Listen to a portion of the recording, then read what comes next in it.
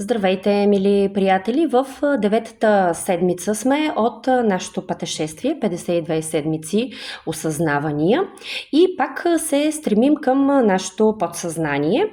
Днес ще си говорим за пирамидата на Дилц. Това е един невролингвистичен инструмент, който много често, основно всъщност, се използва за интегриране на конкретни идентичности в нашата самоличност. Разбира се, използва се и за да открием съществува ли такава идентичност, която не е толкова добре развита в нашата личност. В нас имаме над 70-80 идентичности, за които ние дори и не подозираме. Това са такива части на моята личност, с които всъщност аз мога да се охарактеризирам.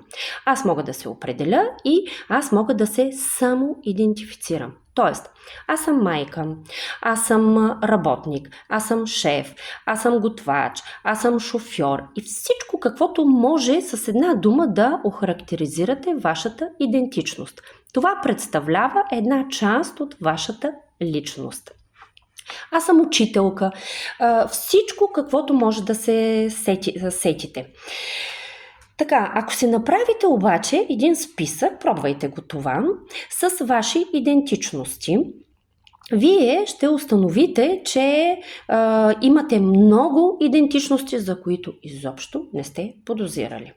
И ако пък дръзнете да си направите една самооценка на тези идентичности, което какво означава?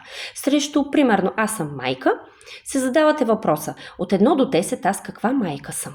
Първото нещо, което дойде от подсъзнанието ви, като число, просто го запишете.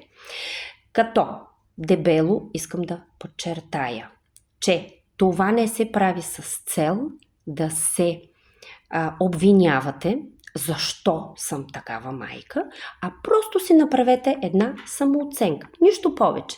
Това, което ви излезе в първите 4-5 секунди, то е най-правилно, то е от вашето подсъзнание. Тук работим с подсъзнанието. Така че, срещу всяка една ваша идентичност, просто запишете цифрата, която ви идва на секундата от вашето подсъзнание. И я запишете. Може да си направите списък дори с 3-4 идентичности. Не е нужно да правите 70 идентичности. Когато направите този списък и се самооцените, пак казвам, без да се обвинявате, изобщо, тогава със сигурност ще разберете и ще видите много ясно и точно, че има такива идентичности във вас, които получават много висока оценка.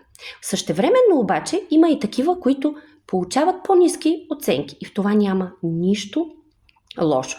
Затова, защото има точно конкретна причина защо това се получава. И то се дължи на различните мозъчни връзки, които ние имаме. Всяка една наша идентичност, която притежавам, всяка една част от нашата личност има строго определена специфика. Тоест, има конкретни действия. Освен това, има конкретен начин на мислене, има конкретни навици, има конкретни мисли, има конкретни стратегии за действие. Всичко това има конкретно поведение, тази наша идентичност. И ако сме успели в конкретна, примерно наша среда, да речем в професионалната среда, тогава се смята, че тази наша идентичност, която е свързана с тази наша среда, е много добре развита. И обратно, ако усещаме, че някъде ни куцат нещата, не се чувстваме достатъчно уверени, примерно в семейството, това означава, че тази идентичност, която отговаря за нашите семейни връзки, е нещо недобре развита. В нас и с нея трябва да се работи. Пирамидата на Дилц всъщност много ясно и точно ни показва защо имаме или защо нямаме нещо в нашия живот. И на каква база всъщност ние правим нашите избори.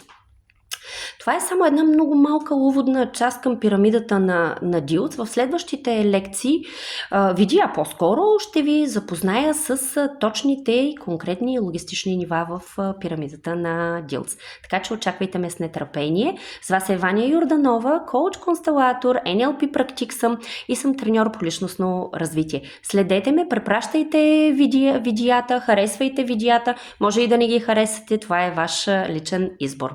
Желая ви лек и успешен ден!